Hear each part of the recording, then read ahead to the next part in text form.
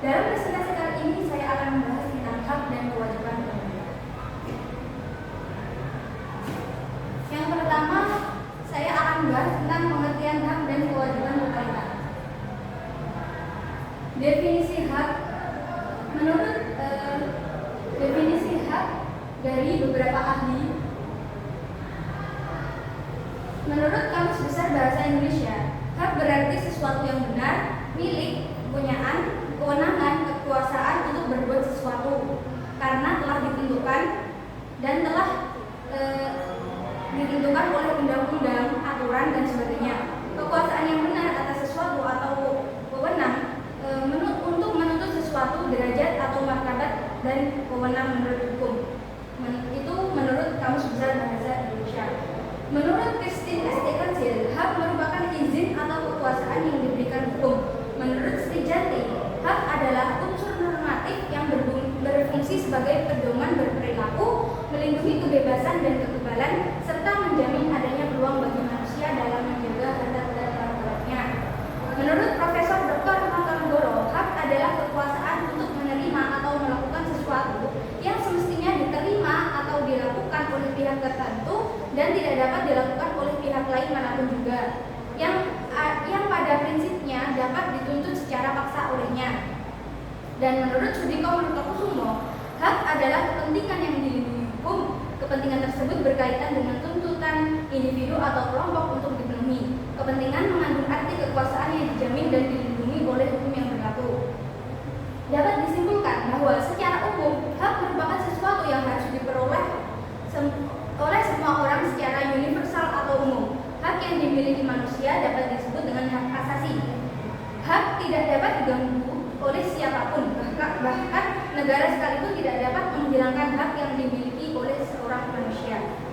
Seorang manusia yang lahir ke dunia, dia langsung mendapatkan hak secara singkat adalah sesuatu yang kita miliki, yang dapat kita tuntut kepemilikannya. Nah, di samping hak ada kewajiban. Beberapa pengertian kewajiban menurut ahli sebagai berikut. Menurut Sudikno Mertokusumo, kewajiban adalah suatu tindakan atau pekerjaan yang harus dilakukan oleh seseorang atau suatu kelompok dalam rangka menjalankan norma atau aturan yang berlaku di masyarakat. Menurut Profesor Dr. Notonegoro, kewajiban merupakan beban untuk memberikan sesuatu yang semestinya diberikan oleh pihak tertentu, tidak dapat diwakilkan oleh pihak lain manapun karena pada prinsipnya dapat dituntut secara paksa oleh pihak berkepentingan. Kewajiban adalah sesuatu yang harus dilakukan. Menurut Sorjono Sukanto, pengertian kewajiban dibagi menjadi 5. Yang pertama, kewajiban mutlak yang merupakan kewajiban terhadap diri sendiri. Yang kedua, kewajiban publik yang merupakan kewajiban untuk mematuhi peraturan atau hukum yang berhubungan dengan kepentingan politik, kepentingan publik. Yang ketiga, kewajiban positif yang merupakan kewajiban untuk melakukan sesuatu. Yang keempat, kewajiban universal atau umum yang berlaku secara umum atau berlaku untuk seluruh warga negara tanpa terkecuali. Yang kelima, kewajiban primer merupakan kewajiban yang dilakukan sehari-hari berhubungan dengan orang-orang di sekitar kita dan bukan merupakan kewajiban yang berhubungan dengan hukum. Secara singkatnya dan secara mudah dipahami, kewajiban merupakan segala sesuatu yang harus dilakukan sebagai penyeimbang hak yang diperoleh seseorang. Kewajiban adalah sesuatu yang harus dilakukan dengan penuh rasa tanggung jawab. Secara singkatnya atau secara mudah dipahami, kita mendapatkan hak setelah kita melakukan kewajiban. Jadi secara urutannya kita harus melakukan kewajiban dulu. Setelah melakukan kewajiban baru kita mendapatkan hak kita. Kalau kita melakukan kewajiban tanpa mendapatkan hak kita, kita juga bisa menuntut hak kita tersebut. Seperti contoh, kewajiban seorang pelajar adalah belajar. Jadi hak seorang pelajar adalah dapat bersekolah. Jika seorang pelajar tidak mendapat haknya atau tidak dapat bersekolah, kita dapat menuntut hak kita, yaitu menuntut kita dapat belajar oleh orang tua maupun oleh pemerintah. Seperti itu. Sedangkan hak pemerintahan beberapa definisi dari para ahli terkait hak pemerintahan. Menurut Ermaya Suradinata, hak pemerintahan didefinisikan sebagai pemerintahan sebagai lembaga yang terorganisasi yang menunjukkan dan menjalankan wewenang atau kekuasaannya. Menurut Victor Situmorang menjelaskan bahwa pemerintahan adalah perbuatan memerintah atau tugas atau kegiatan yang dilakukan oleh subjek pemerintah. Menurut W.F. Prince dan R. Kosim Adi Saputra menggambarkan hukum tata pemerintahan atau hukum administrasi negara sebagai hukum yang berkaitan dengan pelaksanaan tugas pemerintah berdasarkan subjek hukum yang disebutkan dengan tegas. Intinya, hak pemerintahan lebih tepatnya diartikan sebagai wewenang dan kekuasaan yang dimiliki lembaga negara atau lembaga pemerintah untuk menjalankan fungsinya dalam suatu negara. Jadi hak pemerintah berupa wewenang untuk memerintahkan kita sebagai rakyat.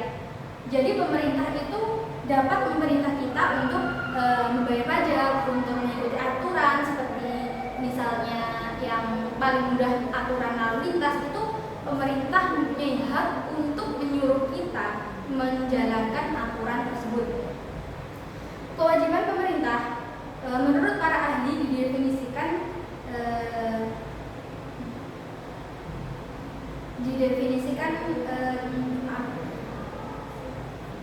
untuk kewajiban pemerintah, para ahli ada beberapa definisi dari para ahli. Dari Roshid, kewajiban pemerintahan adalah menjaga sistem ketertiban dalam masyarakat agar kehidupan dapat berjalan dengan wajar dan tidak terjadi kekacauan. Menurut Daha, pemerintah memiliki kewajiban untuk memenuhi dan melindungi kebutuhan serta tuntutan setiap orang akan jasa publik dan layanan sipil dalam hubungan dengan pemerintahan pada saat dibutuhkan. Singkatnya, kewajiban pemerintah adalah tanggung jawabnya untuk mengelola negara demi terciptanya ketertiban, keamanan, dan kesejahteraan seluruh warganya, seperti yang tercermin dalam berbagai pendapat ahli di atas. Jadi kalau kita menurut aturan hak dan kewajiban tadi, aturan dahulunya kan kita melakukan kewajiban dulu, setelah itu kita mendapatkan hak. Jadi dalam konsep pemerintahan ini, pemerintah juga harus melakukan kewajibannya dulu, setelah itu pemerintah mendapatkan haknya. Kewajiban pemerintahan apa saja? Yaitu kewajiban pemerintahan adalah bertanggung jawab untuk menciptakan ketertiban, keamanan, dan kesejahteraan untuk seluruh warga negaranya. Kalau pemerintah belum melakukan kewajibannya, yaitu mengelola negara demi terciptanya ketertiban, keamanan, dan kesejahteraan seluruh warga negara, maka untuk mendapatkan haknya pemerintah, menurut saya itu tidak adil. Karena seperti tadi, kita harus melakukan kewajiban dulu, lalu kita mendapatkan hak kita. Kalau pemerintah tidak sepenuhnya bisa melakukan kewajiban, berarti pemerintah juga seharusnya tidak sepenuhnya mendapatkan haknya. Hak pemerintah apa saja sih? Kita akan bahas di materi di bahasan nanti. Yang ketiga, perbedaan dan hubungan antara hak dan kewajiban dalam konteks pemerintahan. Hak dan kewajiban ibarat sisi mata uang yang tidak bisa dipisahkan. Kita melaksanakan kewajiban, maka akan mendapatkan hak. Demikian pula sebaliknya, kita dapat menuntut hak setelah melaksanakan kewajiban. Hak akan diperoleh jika kewajibannya telah dilaksanakan dengan baik. Karena kedua hal ini sangat melekat satu sama lain, bukan berarti kedua hal ini tidak memiliki perbedaan. Hak dan kewajiban memiliki beberapa perbedaan utama di dalamnya. Perbedaan tersebut berwujud seperti hak adalah segala hal yang merujuk pada sesuatu yang kita dapatkan, sedangkan kewajiban adalah segala hal yang merujuk pada sesuatu yang harus kita kerjakan. Jadi kita harus mengerjakan sesuatu dulu alias kewajiban, lalu kita akan mendapatkan yang kita dapatkan alias hak kita. Perbedaan antara hak dan kewajiban inilah yang membuat dua hal ini memiliki penting dalam kehidupan masyarakat. Hak dan kewajiban kan seperti dua sisi mata uang ya. Berarti kalau dari salah satunya kita tidak bisa memenuhi, kita tidak bisa mendapatkan, berarti itu sama saja dengan kita tidak mendapatkan keadilan. Jadi kita boleh menuntut hak kita dan kita juga harus wajib melakukan kewajiban kita. Apa saja sih hak-hak pemerintah dalam menjalankan fungsi pemerintahan? Yang pertama, pejabat pemerintahan memiliki hak untuk menggunakan kewenangan dalam mengambil keputusan dan atau tindakan. Dalam Undang-Undang tentang Administrasi Pemerintahan Nomor 30 Tahun 2014 Pasal 6 Ayat 1 sampai 2 tentang hak pemerintahan dapat kita lihat hak pejabat pemerintahan adalah untuk menggunakan kewenangan dalam mengambil keputusan dan atau tindakan. Berarti ini dapat diartikan pemerintah memiliki hak untuk mengatur kita, untuk berwenang untuk mengambil keputusan atau tindakan yang menurut mereka baik untuk dilakukan. Itu haknya pemerintah. Tapi hak pemerintah kan bisa didapat setelah pemerintah melakukan kewajibannya. Kalau kewajiban pemerintah belum dilaksanakan, kita juga bisa memprotes pemerintah. Seperti yang kita lihat, pemerintah masih belum sempurna menjalankan tugasnya, tapi menurut saya pemerintah juga sudah mendapatkan haknya. Kita juga bisa menuntut, kenapa kok pemerintah bisa mendapatkan haknya padahal kewajibannya belum terpenuhi. Kita bisa menuntut seperti itu dengan cara demo, mengajukan perbandingan seperti situasi kemarin ya yang membuat negara kita chaos. Lalu hak pemerintah sebagaimana yang dimaksud pada ayat 1 meliputi melaksanakan kewenangan yang dimiliki berdasarkan ketentuan peraturan perundang-undangan dan AUPB. Apa sih AUPB? AUPB adalah asas-asas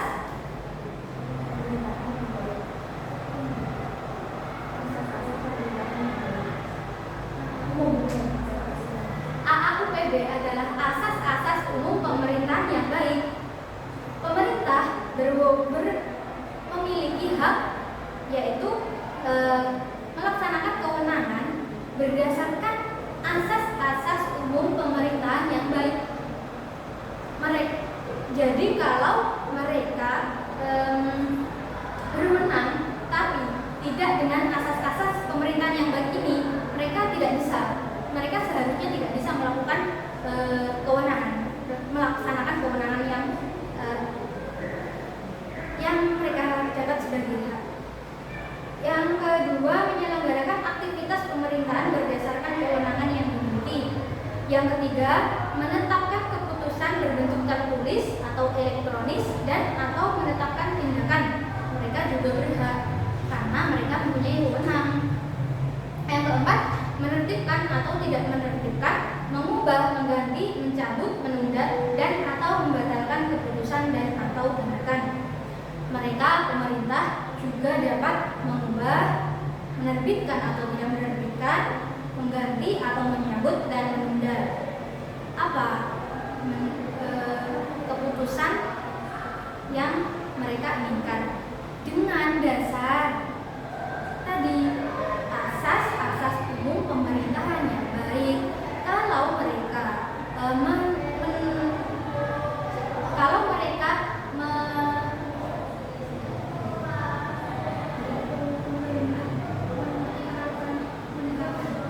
kalau pemerintah menerapkan asas-asas umum pemerintahan yang baik, saya beranggapan masyarakat tidak akan menunjuk pemerintah. Kalau pemerintah menerapkan asas-asas umum pemerintahan yang baik, saya jamin tidak akan ada masyarakat yang menunjukkan aksi demo seperti peristiwa kemarin. Yang kelima, menggunakan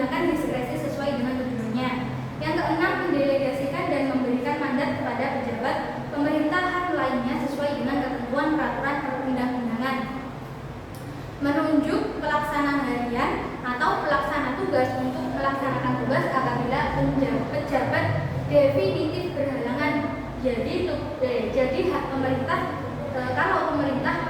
kalau salah satu pemerintah tidak bisa hadir karena kepentingan yang mendesak,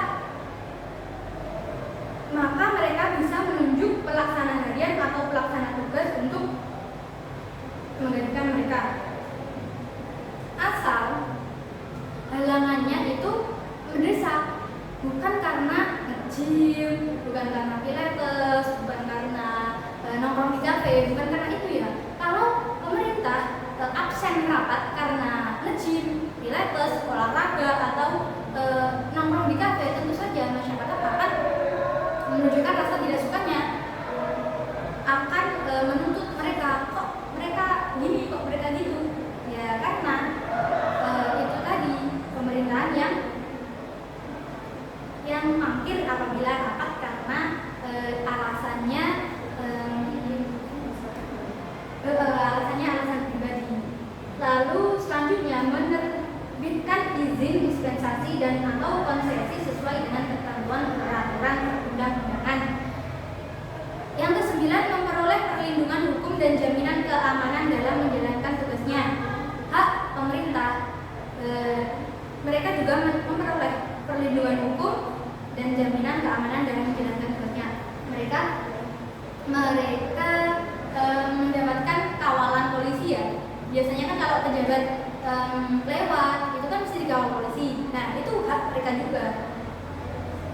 Lalu selanjutnya, memperoleh bantuan hukum dalam pelaksanaan tugasnya, menyelesaikan sengketa kewenangan di lingkungan atau wilayah kewenangannya, menyelesaikan upaya administratif yang diajukan masyarakat atas keputusan dan atau tindakan yang dibuatnya, dan menjatuhkan sanksi administratif kepada bawahan yang melakukan pelanggaran sebagaimana diatur dalam undang-undang ini. Hak pemerintah salah satunya juga menjatuhkan sanksi administratif kepada bawahan yang melakukan pelanggaran undang-undang. Tapi ya menurut saya dalam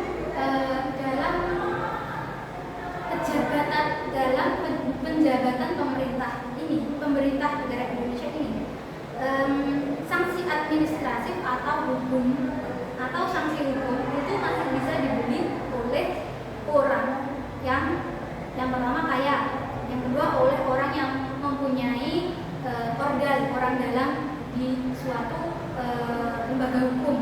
Mereka bisa membeli hukum tersebut.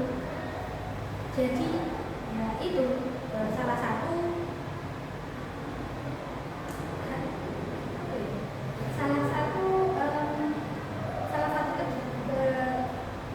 ketidakadilannya. Yang kelima, kewajiban pemerintah terhadap masyarakat dan negara. Pejabat pemerintahan berkewajiban untuk menyelenggarakan administrasi pemerintahan sesuai dengan ketentuan peraturan perundang-undangan, kebijakan pemerintahan dan AAUPB. Yang kedua, pejabat pemerintahan memiliki kewajiban membuat keputusan dan atau tindakan sesuai dengan kewenangannya, mematuhi AAUPB dan sesuai dengan ketentuan peraturan perundang-undangan. Itu kewajiban pemerintah. Kalau pemerintah tidak mematuhi asas-asas umum peraturan yang baik, maka itu dapat diartikan pemerintah tidak melaksanakan kewajibannya, tidak melaksanakan kewajibannya. Jadi pemerintah seharusnya tidak mendapatkan seluruh haknya. Itu kalau pemerintah tidak mematuhi AAUPB. Kalau pemerintah mematuhi AAUPB, itu sangat berhak, menurut saya sangat berhak pemerintah mendapatkan hak fullnya. Yang ketiga, mematuhi persyaratan dan prosedur pembuatan keputusan dan atau tindakan. Yang keempat, mematuhi undang-undang ini dalam menggunakan diskresi. Yang kelima, memberikan bantuan kedinasan kepada badan dan atau pejabat pemerintahan yang meminta bantuan untuk melaksanakan penyelenggaraan pemerintahan tertentu. Mereka berkewajiban membantu kedinasan, membantu badan atau pejabat pemerintahan yang meminta bantuan. Itu mereka wajib memberikan bantuan. Kalau mereka nggak memberikan bantuan ketentuan, berarti mereka belum melaksanakan kewajiban. Mereka tidak berhak mendapatkan hak. Yang selanjutnya memberikan kesempatan kepada warga negara, kepada masyarakat untuk didengar pendapatnya sebelum membuat keputusan dan atau tindakan sesuai dengan ketentuan peraturan perundang-undangan. Salah satu kewajiban pemerintah ini memberikan kesempatan kepada warga untuk didengar pendapatnya.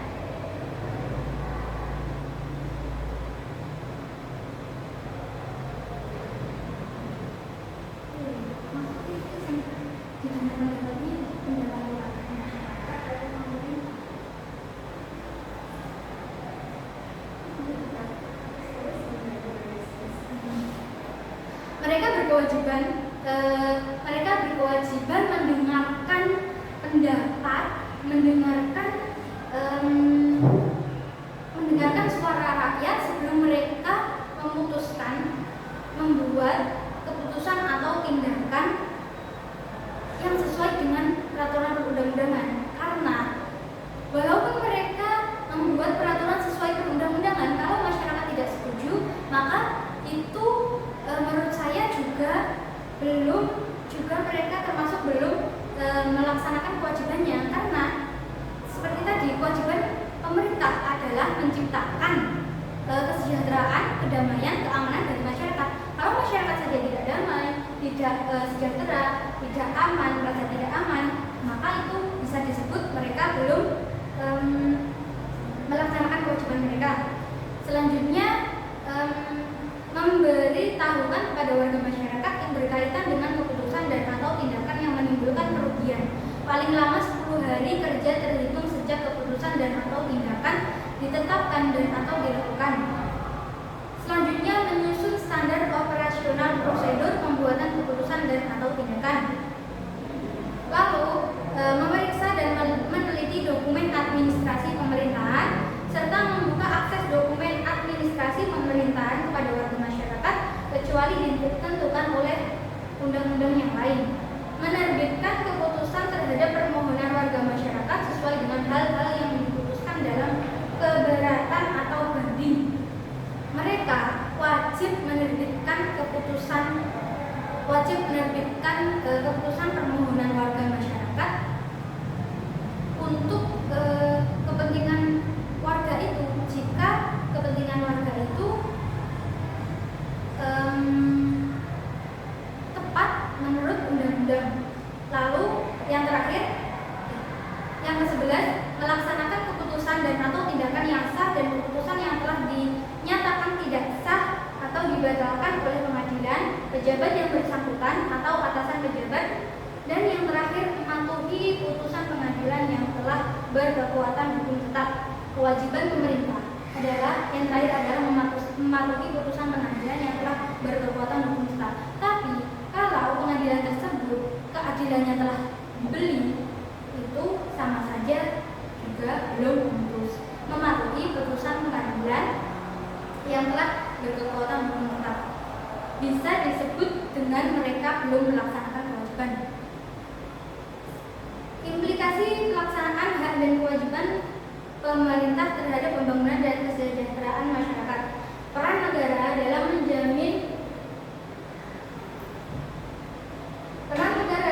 menjamin terpenuhinya hak-hak warga negara dan mendorong mereka untuk melaksanakan kewajibannya sangat penting dalam menciptakan tatanan sosial yang adil, sejahtera, dan demokratis. Negara memiliki tanggung jawab untuk tidak hanya melindungi hak-hak individu, tetapi juga menciptakan kondisi yang memungkinkan warga Indonesia memenuhi kewajibannya dengan baik. Berikut beberapa uraian tentang peran negara dalam menjamin hak-hak warga negara. Yang pertama, penegak hukum yang adil. Negara mempunyai kewajiban untuk menegakkan hukum secara adil. Wajib itu hukumnya. Wajib apa? Menegakkan hukum secara adil. Kalau hukum bisa dibeli, kalau hukum saja bisa tumpul ke bawah, bisa tumpul ke atas, lanjut ke bawah, maka mereka bukan penegak hukum yang adil. Mereka bisa disebut penegak hukum KW. Memastikan hak-hak dasar warga negara seperti hak atas kebebasan berpendapat, pendidikan, kesehatan, pekerjaan, dan perlindungan sosial. penegakan hukum yang konsisten dan tanpa diskriminasi adalah kunci agar hak-hak warga negara dapat terjamin. Hak warga negara atas kebebasan berpendapat. Kalau warga negara dibungkam pendapatnya, kalau reporter dibungkam pendapatnya, kalau stasiun TV dibatasi kebebasan pendapatnya, dibatasi hak untuk bersuaranya, itu mereka bukan penegak hukum yang adil. Yang kedua, penyediaan layanan publik yang layak. Negara bertanggung jawab menyediakan layanan publik serta seperti pendidikan, kesehatan, dan perlindungan sosial. Layanan ini harus mudah diakses oleh seluruh lapisan masyarakat, terutama bagi mereka yang berada di wilayah terpencil atau kurang mampu secara ekonomi. Kalau seperti yang kita lihat ya, pemerintah belum sepenuhnya menyediakan layanan publik yang layak, seperti akses jalan menuju sekolah, seperti keberadaan tenaga kesehatan yang masih minim sekali, bisa dihitung di daerah-daerah terpencil.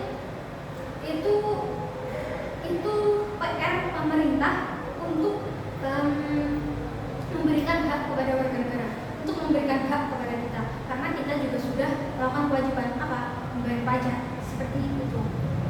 Yang ketiga, kebijakan yang inklusif dan berkeadilan. Negara harus membuat kebijakan yang menjamin kesetaraan dalam hak sosial, ekonomi, dan budaya. Misalnya, kebijakan yang mengurangi kesenjangan pendidikan antara kota dan desa atau yang mendukung kelompok-kelompok minoritas.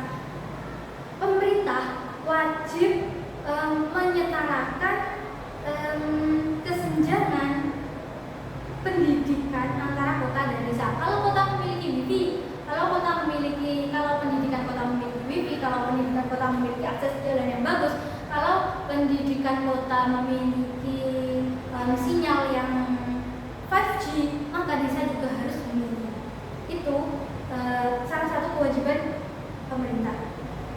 Yang terakhir, perlindungan hak asasi manusia. Negara harus berkomitmen untuk melindungi hak asasi manusia dari segala bentuk pelanggaran. Hal ini mencakup hak kebebasan beragama, hak atas privasi, dan hak untuk tidak menjadi korban diskriminasi.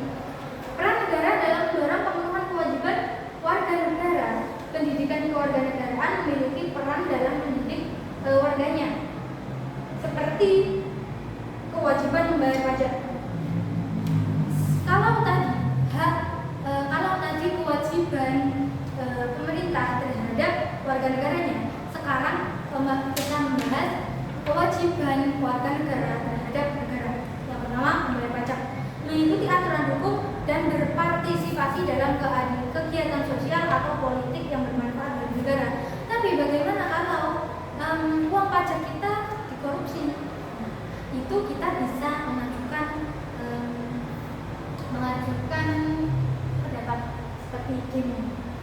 Yang kedua, insentif dan sanksi. Negara dapat mendorong penyediaan kewajiban melalui pemberian intensif bagi mereka yang taat, seperti pengurangan pajak atau penghargaan untuk partisipasi dalam kegiatan sosial. Sementara itu, sanksi atau hukuman yang diterapkan bagi mereka yang melanggar kewajiban, seperti tidak membayar pajak atau melanggar hukum. Nah, ini sangat bagus. Boleh juga untuk agar masyarakat lebih semangat membayar pajak, pemerintah juga boleh memberikan penghargaan untuk partisipasi dalam kegiatan sosial dan mengurangi pajak untuk membayar pajak yang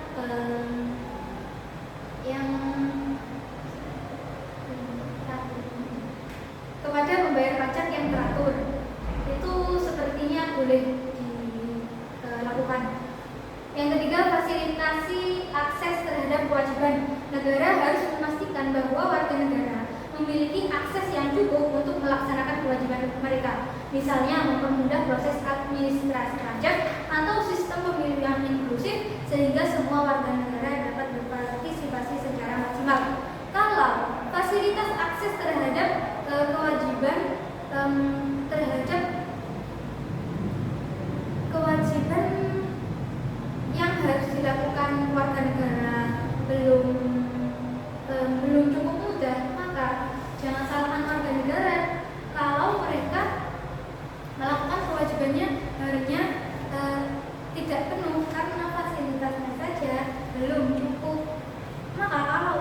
warga negara kalau ingin memastikan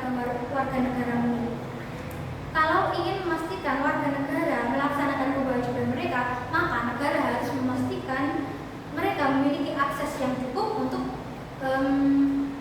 untuk agar warga negara dapat melaksanakan kewajiban mereka. Selanjutnya, asas-asas umum pemerintahan yang baik atau AUPB akan diterangkan oleh rekan saya. Silakan waktu dan tempat saya.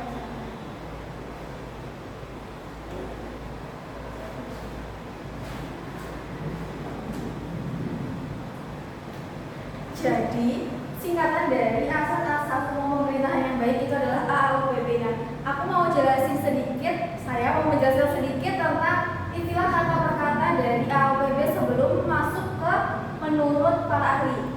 Ada istilah asas dalam AUPB itu menurut Bahman Mustafa itu dimaksudkan dalam arti asas hukum. Asas hukum itu asas yang menjadi dasar suatu kaidah hukum. Nah, kaidah sendiri itu memiliki arti sebagai norma, sebagai pedoman dalam kita menjalankan kehidupan kita sehari-hari, kita menjalankan pergaulan kita sehari-hari.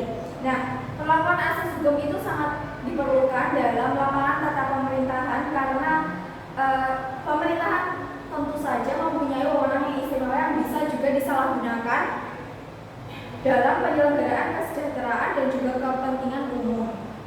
Nah, dari kata umum tersendiri itu memiliki arti, memiliki makna suatu sifat yang menyeluruh yang mencakup banyak hal. Dan juga ada kata pemerintahan. Kata pemerintahan sendiri itu bisa disebut sebagai badan atau penjabat tata usaha negara yang disebutkan dalam pasal 1 ayat 2 Undang-Undang Nomor 5 Tahun 1986 yang menyatakan bahwa badan atau pejabat yang melaksanakan urusan pemerintahan berdasarkan peraturan perundang-undangan yang berlaku. Jika kita mendasar lebih dalam tentang badan atau pejabat tata usaha negara, disebutkan bahwa aparat pemerintahan itu sebagai fungsi pemerintah yang jika tidak dilaksanakan akan menyebabkan macetnya roda pemerintahan, dan sebagai fungsi pelayanan yang jika tidak dilaksanakan juga akan mengalami kendala dalam memenuhi fasilitas, memenuhi kebutuhan atau memenuhi sejahteranya rakyat. Nah, mengenai hal tersebut, Filipus itu berpendapat bahwa pada dasarnya pemerintahan tidak hanya melaksanakan undang-undang, tetapi atas dasar Fries Ermessen. Mohon maaf kalau pelafalannya masih salah. Nah, kata Fries Ermessen itu terkenal di Jerman. Kalau di Indonesia sendiri itu diartikan sebagai kebijakan. Namun dalam beberapa bahasa itu ada arti lain seperti Freye itu berarti bebas, merdeka, dan tidak terikat, sehingga Freyes itu diartikan sebagai orang bebas. Sementara Ermessen itu berarti mempertimbangkan, menilai, menduga, dan memutuskan. Jadi arti dari Freyes Ermessen itu orang yang bebas, merdeka, dan tidak terikat dalam menduga, menilai, serta mempertimbangkan suatu keputusan. Sedangkan kata baik dalam AUPB itu memiliki makna kalau prinsip-prinsip yang ada dalam pemerintah itu harus baik dan patut menjadi pedoman dalam menjalankan penyelenggaraan pemerintah, dalam menjalankan jalannya pemerintah itu akan bagaimana. Nah, menurut Wirda van der Burg itu mendefinisikan kalau AUPB itu sebagai kecenderungan etik yang akan menjadi dasar hukum tata usaha negara, baik yang tertulis maupun yang tidak tertulis, termasuk praktik pemerintahan, dan dapat diketahui pula bahwa asas-asas itu sebagian dapat diturunkan dari hukum dan juga praktiknya. Ada pendapat lain juga dari F. van der Burg dan juga JM Kartini yang mendefinisikan AUPB itu sebagai asas hukum yang tidak tertulis yang harus diperhatikan oleh badan atau pejabat tata usaha negara. Jadi berbeda dengan pendapat yang pertama tadi karena perbedaannya itu terletak di tidak tertulis dan tertulis, dan yang satunya berpendapat hanya tidak saja. Kita akan langsung masuk ke prinsip-prinsip AUPB. Kita akan membahas tentang asas-asas yang ada di AUPB. Yang pertama itu ada asas kepastian hukum. Nah, asas kepastian hukum ini sendiri dicantumkan dalam beberapa undang-undang. Yang pertama itu asas kepastian hukum menurut Undang-Undang Anti KKN 1999 adalah asas dalam negara hukum yang mengutamakan landasan peraturan perundang-undangan, kepatutan dan keadilan dalam setiap kebijakan penyelenggaraan negara. Yang kedua, ada asas kepastian hukum menurut UU AP 2014 adalah asas dalam negara hukum yang mengutamakan landasan, ketentuan, peraturan, perundang-undangan, kepatutan, keadilan, dan keadilan dalam setiap kebijakan penyelenggaraan pemerintahan. Dua asas kepastian hukum yang menurut undang-undang yang saya sebutkan tadi itu memiliki kesamaan, perbedaannya cuma kalau di UU Anti KKN 1999 itu tidak ada keadilan, tapi kalau di Undang-Undang AP 2014 itu ada poin keadilannya. Nah, lanjut ke asas kepastian hukum menurut UU Pemda 2014 itu adalah asas dalam negara hukum yang mengutamakan peraturan perundang-undangan dan keadilan dalam setiap kebijakan penyelenggaraan negara. Yang keempat, ada asas kepastian hukum menurut UU PP 2009 adalah jaminan terwujudnya hak dan kewajiban dalam penyelenggaraan pelayanan. Pengertian ini itu berbeda dari UU Undang-Undang 3 yang saya sebutkan tadi, karena undang-undang ini lebih menekankan pada terwujudnya hak dan kewajiban negara dalam pelayanan publiknya. Nah, yang kelima itu ada asas kepastian hukum menurut Undang-Undang ASN tahun 2014. Dalam setiap penyelenggaraan kebijakan dan manajemen ASN mengutamakan landasan, peraturan perundang-undangan, kepatutan, dan keadilan. Kita langsung masuk ke asas kepastian hukum menurut para ahli. Yang pertama itu ada Sudikno Mertokusumo, itu menyatakan kalau asas kepastian hukum itu merupakan salah satu syarat yang harus dipenuhi dalam penegakan hukum, yaitu harus merupakan sustainable terhadap tindakan wewenang yang berarti bahwa seseorang itu bisa mendapatkan apa yang dia mau di keadaan tertentu. Nah, menurut Maria S.B. Sumarjono, konsep dari kepastian hukum itu ada dua, secara normatif dan juga secara empiris. Secara normatif itu kepastian hukum itu memerlukan tersedianya perangkat peraturan perundang-undangan secara operasional yang dapat mendukung pelaksanaannya. Nah, kalau secara empiris itu diartikan sebagai keberadaan peraturan perundang-undangan yang perlu dilaksanakan secara konsisten, konsekuen, dan dilakukan oleh sumber daya manusia penduduknya. Nah, yang kedua ada asas keterbukaan.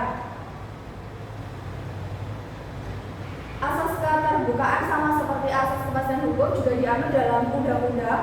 Yang pertama ada asas keterbukaan menurut penjelasan Undang-Undang Anti KKN 1999 itu asas yang membuka diri terhadap hak masyarakat untuk memperoleh informasi yang benar, jujur, dan tidak diskriminatif tentang penyelenggaraan negara dengan tetap memperhatikan perlindungan hak asasi manusia, hak asasi pribadi, golongan, dan juga rahasia negara. Yang kedua, ada asas keterbukaan menurut UU AP 2014 adalah asas yang melayani masyarakat untuk mendapatkan akses dan memperoleh informasi yang benar, jujur, tidak diskriminatif dalam penyelenggaraan pemerintahan dengan tetap memperhatikan perlindungan atas hak asasi pribadi, golongan, dan rahasia negara. Yang ketiga, ada asas keterbukaan menurut Undang-Undang Pemda 2014 adalah asas membuka diri terhadap hak masyarakat untuk memperoleh informasi yang benar, jujur, dan tidak diskriminatif tentang penyelenggaraan negara dengan tetap memperhatikan perlindungan atas hak asasi pribadi, golongan, dan rahasia negara. Untuk unsur-unsur dari ketiga undang-undang yang saya sebutkan tadi itu memiliki kurang lebih unsur-unsurnya yang sama. Benar, jujur, tidak diskriminatif, memperhatikan perlindungan hak asasi pribadi, golongan, dan juga rahasia negara. Dan yang keempat ini ada asas keterbukaan menurut UU PP 2009 adalah setiap penerima pelayanan dapat dengan mudah mengakses dan memperoleh informasi mengenai pelayanan yang diberikan. Ini unsur-unsurnya undang-undang yang saya sebutkan terakhir ini memiliki unsur-unsur yang berbeda dari ketiga yang saya sebutkan tadi. Kita lanjut ke asas proporsionalitas. Asas proporsionalitas masih sama dengan asas-asas dua tadi yang masih disebutkan dalam undang-undang yang sama juga. Asas proporsionalitas menurut UU KKN 199 itu asas yang mengutamakan keseimbangan antara hak dan kewajiban penyelenggara negara. Yang kedua, asas proporsionalitas menurut UU Pemda 2014 adalah asas yang mengutamakan keseimbangan antara hak dan kewajiban penyelenggara negara.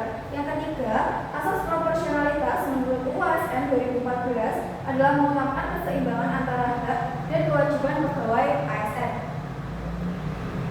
Asas ini yang dianut di Undang-Undang Anti KKN, Undang-Undang Pemda 2014 itu menekankan bahwa keseimbangan antara hak dan kewajiban itu harus diperhatikan dalam setiap penyelenggaraan negara. Nah, kalau di Undang-Undang ASN 2014 itu lebih menekankan kepada keseimbangan antara hak dan kewajiban bagi setiap pegawai ASN-nya. Kita lanjut ke asas yang keempat, yaitu asas profesionalitas. Nah, asas profesionalitas ini juga dimuat dalam 4 undang-undang. Yang pertama itu ada Undang-Undang Anti KKN 1999. Asas yang mengutamakan keahlian yang berlandaskan kode etik dan ketentuan peraturan perundang-undangan yang berlaku. Yang kedua, menurut Undang-Undang Pemda 2014 adalah asas yang mengutamakan keahlian yang berlandaskan kode etik dan ketentuan peraturan perundang-undangan yang berlaku. Yang ketiga, ada asas profesionalitas menurut UU PP 2009 adalah bahwa pelaksana pelayanan harus memiliki kompetensi yang sesuai dengan bidang tugas. Yang keempat, asas profesionalitas menurut Undang-Undang ASN 2014 adalah mengutamakan keahlian yang berlandaskan kode etik dan ketentuan peraturan perundang-undangan. Asas profesionalitas menurut Undang-Undang Anti KKN, UPMD dan juga Undang-Undang ASN 2014 itu identik pada keahlian yang berdasarkan pada kode etik dan juga peraturan perundang-undangan. Nah, kalau di Undang-Undang PP 2009 itu diidentikan dengan kompetensi sesuai dengan bidang tugasnya. Nah, asas profesionalitas itu merupakan salah satu asas yang paling penting dalam penyelenggaraan pemerintah karena asas ini tuh mengandaikan seorang PNS, menggandaikan setiap PNS itu sebagai salah satu unsur dari aparatur negara yang berperan sebagai pelayan masyarakat yang harus mempunyai keahlian, kemampuan dan juga dalam pelaksanaan tugasnya.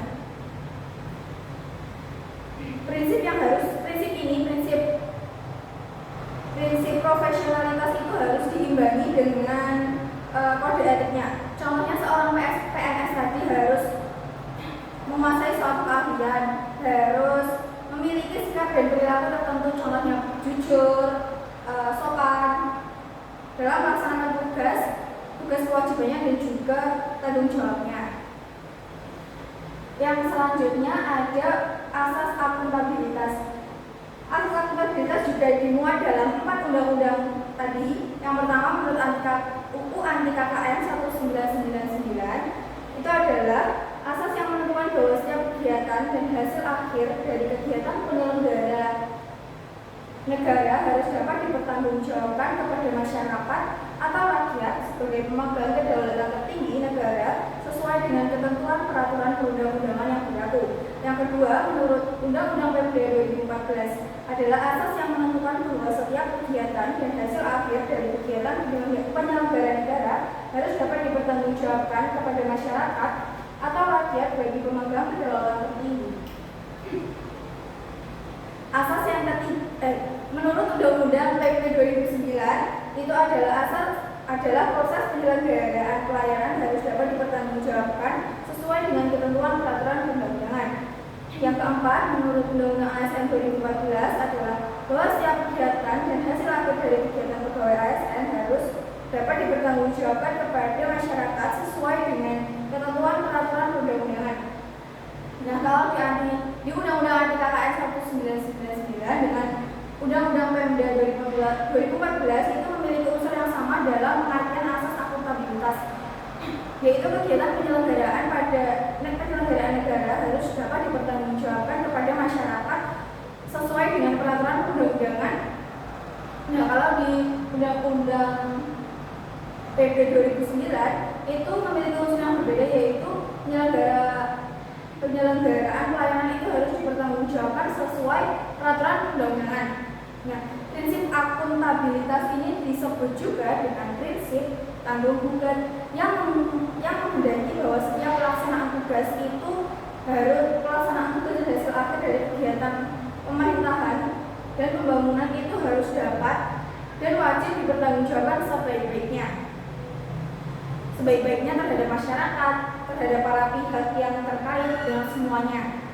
Kita akan masuk ke pembahasan yang ketiga, yaitu pentingnya AAUPB dalam pelaksanaan pemerintah. Namanya aja AAUPB, asas-asas umum pemerintahan yang baik. Jadi sangat perlu untuk diperhatikan dalam pelaksanaan pemerintahan yang sempat disinggung oleh rekan saya tadi di awal.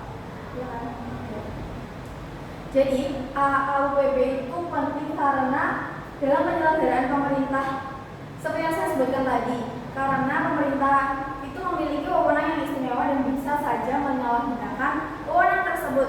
Jadi adanya AAUPB itu sebagai pedoman pemerintahan atau penuntun bagi pemerintah atau pejabat administrasi negara dalam rangka pemerintahan yang baik. Menurut Muin Fahmal mengemukakan bahwa asas umum pemerintahan yang layak sesungguhnya adalah rambu-rambu bagi para penyelenggara negara dalam menjalankan tugasnya. Jadi ini dijadikan sebagai pedoman. Jadi kalau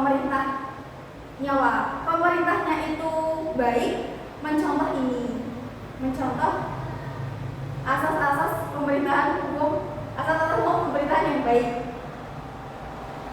Rambu-rambu tersebut diperlukan agar tindakan-tindakan tetap sesuai dengan tujuan hukum yang sesungguhnya. Jadi tidak keluar dari tujuan awal, tidak keluar dari hal-hal yang seharusnya.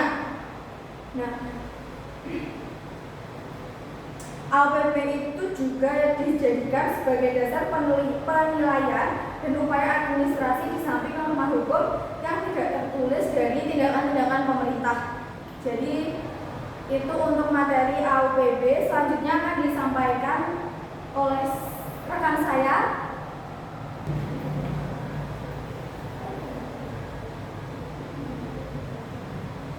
Oke, di sini saya akan menjelaskan tata cara dan bukti memperoleh kewenangan pemerintah. Yang pertama, sumber kewenangan pemerintah dan prosedur, dan tentunya ada tata cara memperoleh kewenangan pemerintah tersebut. Nah, pertama saya akan menjelaskan apa itu kewenangan. Nah, menurut hadis kewenangan adalah seluruh keseluruhan aturan-aturan yang berasal dari hukum organisasi pemerintah yang dapat dijelaskan sebagai seluruh aturan-aturan yang berkenaan dengan perolehan dan penggunaan wewenang-wewenang pemerintah oleh subjek hukum publik di dalam hubungan hukum publik. Nah, dalam kewenangan itu ada dalam hukum administrasi dikenal 3 sumber kewenangan, yaitu ada atribusi, delegasi, dan juga mandat. Yang pertama saya akan menjelaskan tentang atribusi. Atribusi itu berasal dari bahasa Latin, yaitu atribur yang artinya memberikan kepada. Dapat diartikan atau dijelaskan sebagai wewenang itu adalah wewenang atribusi adalah wewenang yang diberikan atau ditetapkan kepada jabatan tertentu. Jadi jabatan yang dibentuk oleh undang-undang, atribusinya wewenangnya juga dari undang-undang. Misalnya wewenang atau atribusi Presiden berdasarkan ketentuan pasal 4 ayat 1 Undang-Undang 1945. Nah, atribusi biasa disebut dengan original legislator. Jabatan oleh undang-undang memperoleh wewenang atribusi yang ditetapkan oleh undang-undang, misalnya wewenang gubernur atau bupati atau wali kota yang ditetapkan oleh Undang-Undang Nomor 23 Tahun 2015 tentang pemerintahan daerah. Nah, atribusi merupakan wewenang untuk membuat keputusan atau bill suite yang langsung bersumber kepada undang-undang dalam arti material. Nah, pemerintah memulai wewenang itu tentunya melalui atribusi apabila yang pertama diatur oleh perundang-undangan atau Undang-Undang Republik Indonesia, dan yang kedua merupakan wewenang baru atau sebelumnya memang tidak ada, dan yang ketiga adalah atribusi diberikan kepada badan atau jabatan pemerintah yang bersangkutan. Nah, yang kedua ada delegasi. Delegasi itu berasal dari bahasa Latin yaitu delegare, delegar, yang artinya melimpahkan. Konsep wewenang delegasi dengan demikian adalah wewenang pelimpahan. Konsep ini telah digunakan dalam pasal 1 butir 6 JO, pasal 1 butir 12 UU PTUN Bhinneka. Nah, delegasi dengan demikian merupakan pelimpahan wewenang untuk membuat bill fluid oleh pejabat pemerintah kepada pihak lain yang wewenang yang dilimpahkan atau kepada pihak yang dilimpahkan. Jadi ada dua pihak, yaitu pemberi delegasi disebut delegans dan penerima delegasi disebut delegataris. Nah, tapi wewenang delegasi harus melalui atau didahului oleh wewenang atribusi terlebih dahulu. Artinya badan atau pejabat pemerintah dapat melakukan pendelegasian wewenang peraturan perundang-undangan sebelumnya itu telah membentuk dan memberi wewenang kepada badan atau pejabat pemerintahan terlebih dahulu tanpa ada atribusi. Jadi tanpa adanya atribusi maka tidak akan ada yang namanya delegasi. Oke.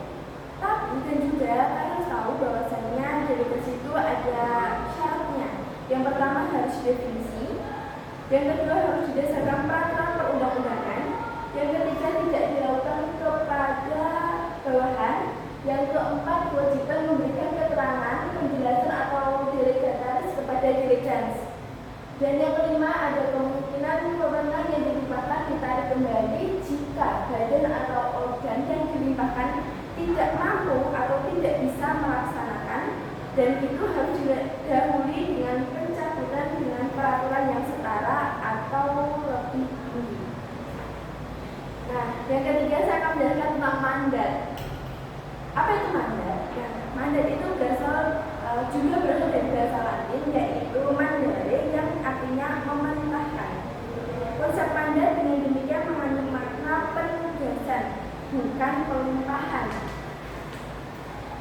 Delegasi kan harus diartikan sebagai pelimpahan, sedangkan mandat diartikan sebagai penugasan.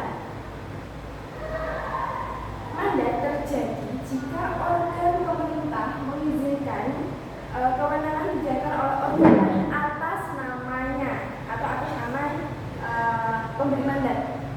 Berdasarkan Undang-Undang Administrasi Pemerintah, mandat adalah pelimpahan kemendari badan dan atau pejabat pemerintahan yang lebih tinggi kepada badan dan atau pejabat pemerintahan yang lebih rendah dengan tanggung jawab dan tanggung jawab tetap berada pada pemberi mandat. Nah, badan dan atau pejabat pemerintahan itu memperoleh mandat apabila yang pertama ditugaskan oleh badan dan atau pejabat pemerintah di atasnya. Yang kedua yaitu dan yang terakhir adalah merupakan pelaksanaan secara rutin atau tugas rutin. Selanjutnya saya akan menjelaskan tentang bentuk-bentuk bukti kewenangan pemerintahan. Jadi bentuk-bentuk bukti kewenangan pemerintahan itu ada meliputi suatu keterangan atau SK yang berisi penetapan dan atau keputusan tertulis, dan yang kedua ada peraturan seperti undang-undang, peraturan daerah atau peraturan menteri yang menjadi dasar kewenangan secara administrasi atau delegasi. Dan yang ketiga itu ada mandat yang merupakan pemberian wewenang dari pejabat lebih tinggi kepada pejabat yang berada di bawahnya. Dan saya akan menjelaskan juga contoh apa sih contoh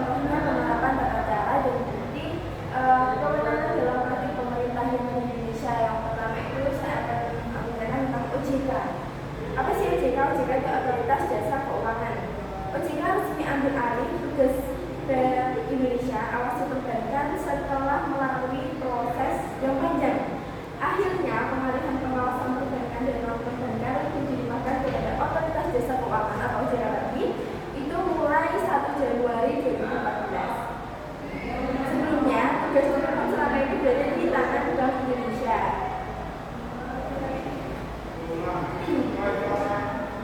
Nah, pengalihan fungsi pengaturan dan pengawasan bank dari BI atau Bank Indonesia atau OJK menjadi tonggak bersejarah untuk menghadapi sistem keuangan yang kuat, sehingga kita akan semakin kuat dalam menghadapi globalisasi. Yang kedua, ada surat perintah 11 Maret. Surat perintah 11 Maret atau disingkat menjadi Supersemar adalah surat perintah yang ditandatangani oleh Presiden Republik Indonesia yaitu Soekarno pada tanggal 11 Maret 1966. Surat ini berisi perintah yang menginstruksikan Soeharto selaku Panglima Komando Operasi Keamanan dan Ketertiban atau Pangkopkamtib untuk mengambil segala tindakan yang dianggap perlu untuk mengatasi situasi keamanan yang tentunya saat itu yang buruk saat itu. Surat perintah 11 Maret ini adalah versi yang dikeluarkan dari Markas Besar Angkatan Darat yang juga tercatat dalam buku sejarah. Nah, yang ketiga dan terakhir contohnya adalah cegah tim gadungan. Ini dari contoh mandat yaitu SBY atau Susilo Bambang Yudhoyono, Bapak Susilo Bambang Yudhoyono minta kepada Jokowi diberikan mandat pada tim untuk mencegah adanya tim gadungan yang meminta berkomunikasi dan berkonsultasi dengan pemerintah. Presiden SBY Susilo Bambang Yudhoyono memberikan mandat kepada tim transisi atau orang lain untuk melalui koordinasi. Supaya tertib, dari pihak Pak Jokowi akan memberi mandat kepada siapa yang akan berkomunikasi dengan kita secara tertulis. Disebutkan si A, si B, si C dan juga si D dan ditandatangan oleh beliau. Katanya, kata Bapak SBY Jumat pada tanggal 5 bulan 6 tahun tersebut.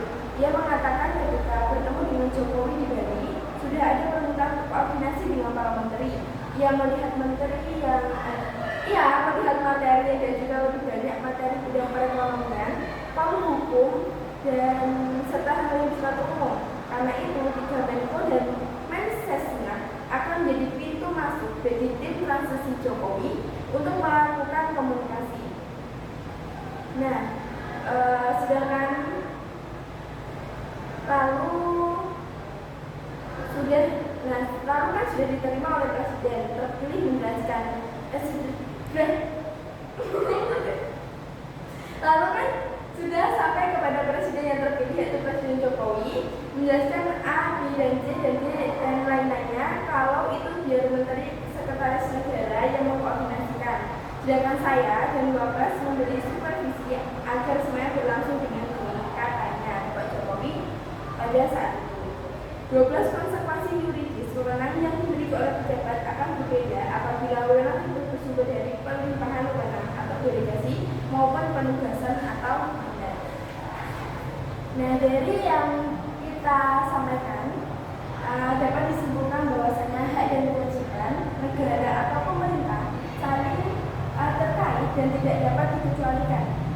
Hak negara berwenang mengatur, mengelola dan membuat kebijakan. Namun, hak tersebut harus diimbangi dengan kewajiban untuk melindungi, melayani, dan juga mewujudkan kesejahteraan bagi seluruh rakyat Indonesia. Dalam menjalankan tugas, hak dan kewajiban harus seimbang agar pemerintah dapat berjalan dengan baik. Jika pemerintah hanya fokus pada haknya melaksanakan kewajiban dengan baik, maka rakyat tidak akan percaya. Dan sebaliknya, jika kewajiban negara dijalankan dengan baik, maka masyarakat akan mendukung pemerintah dalam menggunakan hak dan mengisikannya.